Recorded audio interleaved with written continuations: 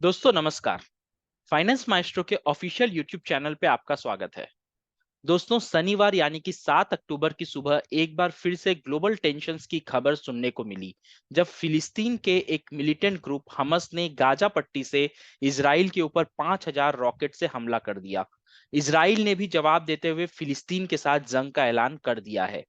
America, India, China समेत पूरी दुनिया इसे इजराइल पर आतंकी हमले की तरह देख रही है और इजराइल को पूरी तरीके से सहयोग करने की घोषणा भी कर चुकी है। इस अटैक के पीछे का कारण और पॉलिटिक्स क्या है उसके बारे में हम डिस्कस नहीं करेंगे क्योंकि ये सब आपको किसी भी न्यूज़ चैनल पे देखने को मिल जाएगा।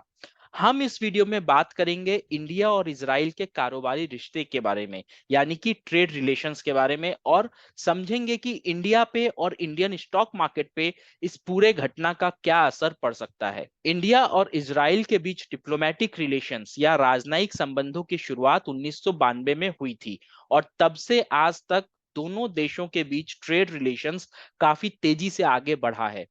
1992 में दोनों देशों के बीच 200 मिलियन यूएस डॉलर का ट्रेड हुआ करता था, जो कि 2022-23 में 50 गुना बढ़ के 10.1 बिलियन यूएस डॉलर का हो गया। 2022-23 में इंडिया ने 7.9 बिलियन यूएस डॉलर का सामान एक्सपोर्ट किया है इजराइल में, वहीं 2.1 बिलियन डॉलर का सामान इजराइल से खरीदा भी है। इससे यह साफ है कि इजराइल से इंडिया को बिजनेस मिलता है जो कि हमारी इकोनॉमी के हक में है। इंडिया एशिया में इजराइल का थर्ड लार्जेस्ट बिजनेस पार्टनर है और पूरी दुनिया में इंडिया 7वें नंबर पे आता है अगर हम इजराइल के सबसे बड़े बिजनेस पार्टनर्स की एक लिस्ट बनाएंगे तो। भारत से इजराइल में प्रमुख तौर पे मोती, कीमती पत्थर और हीरे निर्यात किए जाते हैं। इसमें हीरे का एक्सपोर्ट टोटल एक्सपोर्ट का 40% हिस्सा है। इसके अलावा ऑटोमोटिव, डीजल, केमिकल और mineral products, machinery and electrical equipments, plastics, कपड़ा, मेटल्स और ट्रांसपोर्ट इक्विपमेंट निर्यात यानी कि एक्सपोर्ट किया जाता है।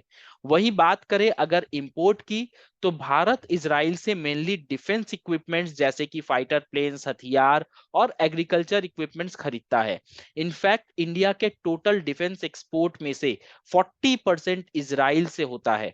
इसके अलावा electronic equipments, fertilizers, machines, engines, pumps, medical equipments, chemical, salt, sulphur और भी बहुत सारी चीजें इंडिया इजराइल से खरीदता है। ये सारी चीजें इंडस्ट्रीज और फैक्ट्रीज में मुख्य रूप से इस्तेमाल की जाती हैं। इंडिया ने इजराइल में करीबन 383 मिलियन यूएस डॉलर का इन्वेस्टमेंट भी किया हुआ है। ये इन्वेस्टमेंट्स इंडियन कंपनीज द्वारा इजरायली कंपनीज में हिस्सेदारी खरीद के की गई है, जैसे कि जैन इरिगेशन ने 2012 में एक इजरायली इरिगेशन कंपनी को खरीदा था। वहीं उसके बाद सन फार्मा ने इजराइल की तारो फार्मास्यूटिकल इंडस्ट्रीज में लगभग 66.7% हिस्सेदारी खरीदी है।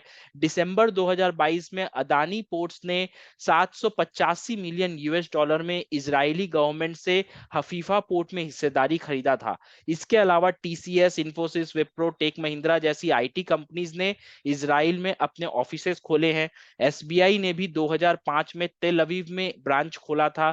इसके अलावा टाटा, रिलायंस, एलएनटी समेत और भी कुछ कुछ कंपनीज हैं जिन्होंने इजराइल में आर्टिफिशियल इंटेलिजेंस, बिग डेटा और अन्य टेक्नोलॉजीज में रिसर्च एंड डेवलपमेंट पर काम कर रही है। इतना कुछ जानने और समझने के बाद अब सवाल ये आता है कि इंडिया पे इजराइल और फिलिस्तीन के बीच हो रहे युद्ध का क्या असर पड़ेगा।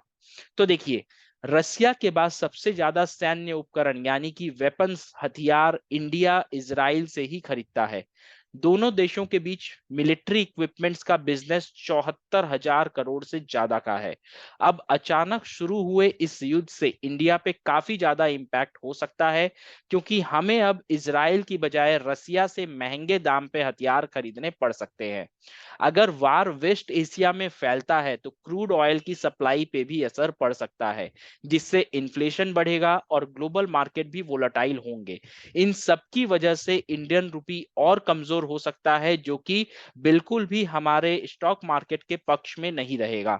साथ ही साथ अगर इंडिया और इजराइल के बीच बाइलैटरल ट्रेड बंद होता है तो हमें लगभग 25,000 करोड़ का नुकसान हो सकता है, जिसकी वजह से रोजमर्रा में इस्तेमाल होने वाले काफी सामान यहाँ पे महंगे भी हो सकते हैं। उम्मीद यही की जा रही है कि जिस तरह रसिया यूक्रेन के वार के समय रशिया ने इंडिया की मिलिट्री सप्लाई को नहीं रोका था, उसी तरह इसराइल के साथ भी हमारे ट्रेड्स चलते रहेंगे और इसके ऊपर कोई बहुत ज्यादा बड़ा इम्पैक्ट नहीं आएगा। कल यानी कि 9 अक्टूबर को मार्केट में गिरावट जरूर आपको देखने को मिल सकती है, मेनली डिफेंस और ऑयल मार्केटिंग कंपनीज के स्टॉक्स में। वैसे तो ओवरऑल मार्केट ही डाउन साइड में रहेगा, लेकिन मेनली ये डिफेंस ऑयल मार्केटिंग के ऊपर थोड़ा प्रेशर दिख सकता है, क्योंकि जिस तरीके से हम लोग इसराइल के साथ बिजनेस कर रहे हैं उसमें बहुत बड़ा एक योगदान डिफेंस और ऑयल मार्केटिंग कंपनीज का है। लेकिन ये गिरावट इतनी बड़ी नहीं होगी जितनी रसिया यूक्रेन वॉर के वक्त देखने को मिली थी। मेरे हिसाब से ये बाइंग अपॉर्चुनिटी रहेगी कुछ वैल्यूएबल स्टॉक्स के अंदर। हमारे नजर में अगर कोई भी स्टॉक्स आएगा जिसमें हम पोजीशन बिल्ड कर सकते हैं, तो हम जरूर आपको अपने फ्री टेलीग्राम चैनल के माध्यम से बताएंगे। फ्री टेलीग्राम का लिंक डिस्क्रिप्शन में है, अगर आपने अभी तक ज्वाइन नहीं किया है तो आप ज्वाइन कर लीजिए। कमेंट में बताइए कि पूरे मामले पर आप क्या सोचते हैं, और अगर ये छोटी सी एनालिसिस वीडियो आपको पसंद आई हो तो प्लीज वीडियो को लाइक कीजिए, चैनल को सब्सक्राइब कीजिए और अपने फेलो ट्रेडर्स एंड इन्वेस्टर्स के साथ शेयर कीजिए। चलिए दोस्तों, मिलते हैं अगले वीडियो में, तब तक अपना बहुत ख्याल रखिए, सुरक्षित रहिए। जय हिंद, जय भारत।